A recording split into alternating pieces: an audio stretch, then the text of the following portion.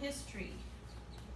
Okay, we're going to cover these people on the next history lessons.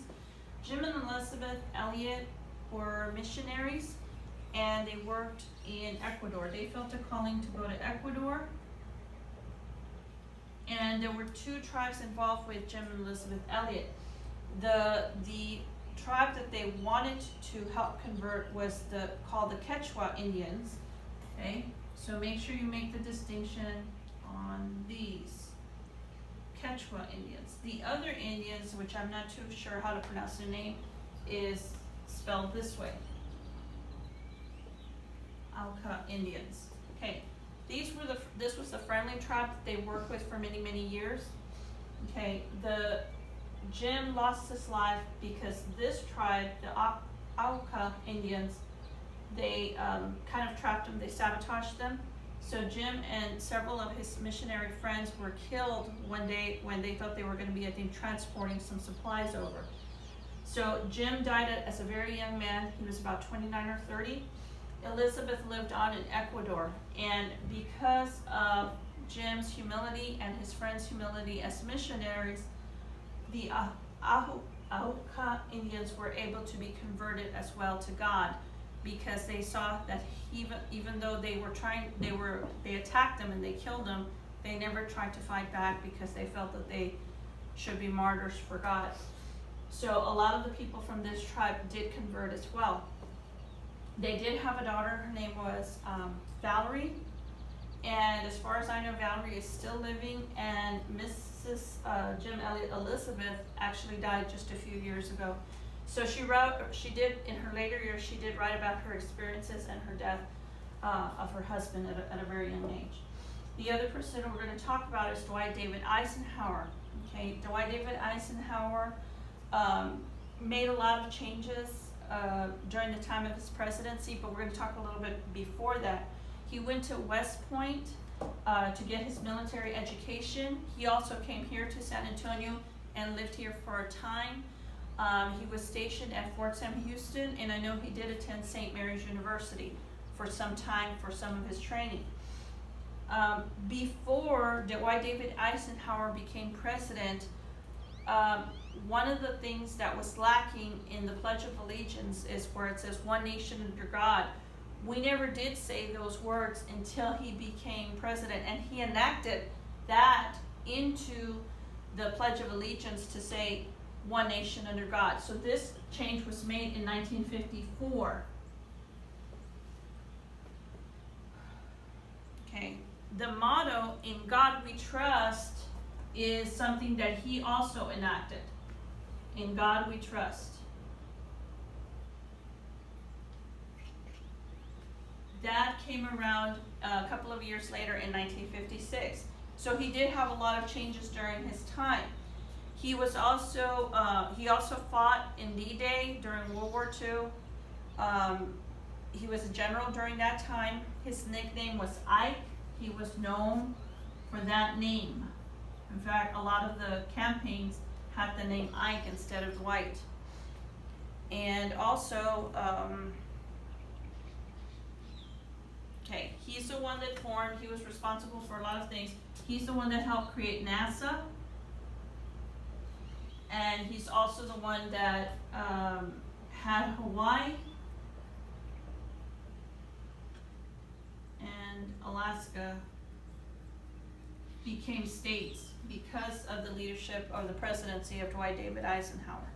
Okay, we'll go on to Amelia Earhart. Amelia Earhart was the first woman to cross the Atlantic Ocean by herself. She actually was friends with Orville Wright as he was an older gentleman. She became friends with Orville Wright, and she actually she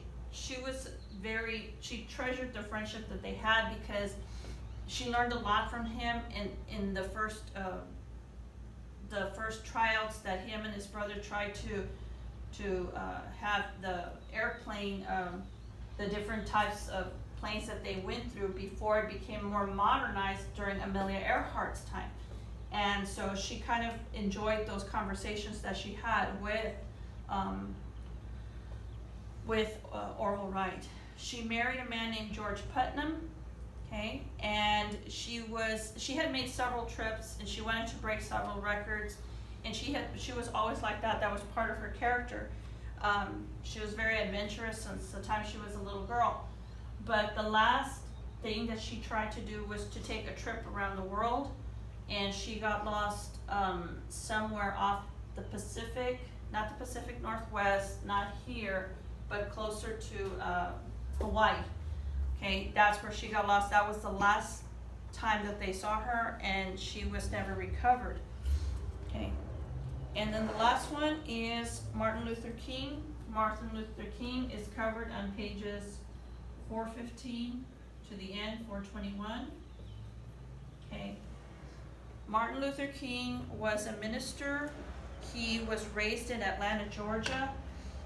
He became a pastor of a church in Montgomery, Alabama. In Montgomery, Alabama was also a lady that we've talked about before, Rosa Parks. Rosa Parks was a woman, a young woman, and she was coming home from work one day, and she refused to give up her seat for another a white man that had just walked into the bus. She refused to give up her seat. This was occurring in the same city where Martin Luther King lived, and he was already well known in the city during this time. This was in the 1950s. So when she did that, a lot of the buses, and we've talked about this word before, were boycotted, which means that when you boycott something, that means you stop using that product or that thing to show that you really are serious about whatever kind of demands that you want. And what she wanted, Rosa Parks, she wanted for everyone to be able to sit wherever they wanted. And I've told y'all before that African Americans were forced to sit in the back on the buses, and they could not sit in the front. And I've told y'all before that if a white person was to walk in, that African American person had to get up and give them their seat, and that's what she refused to do. Martin Luther King had heard about what she had done, and one of the things that he enacted during his lifetime, or that he helped enact, was the Civil Rights Movement, or the Civil Rights Act. And this was in 1964. Okay, the Civil Rights Act.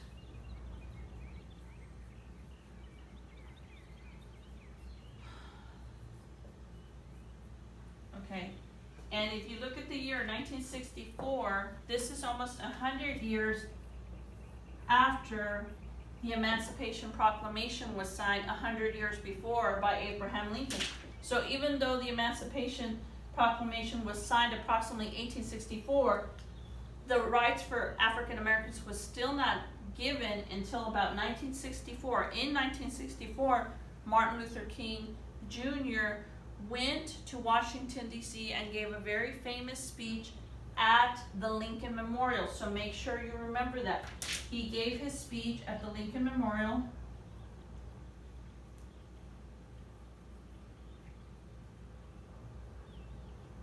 And nowadays it's called I Had a Dream speech.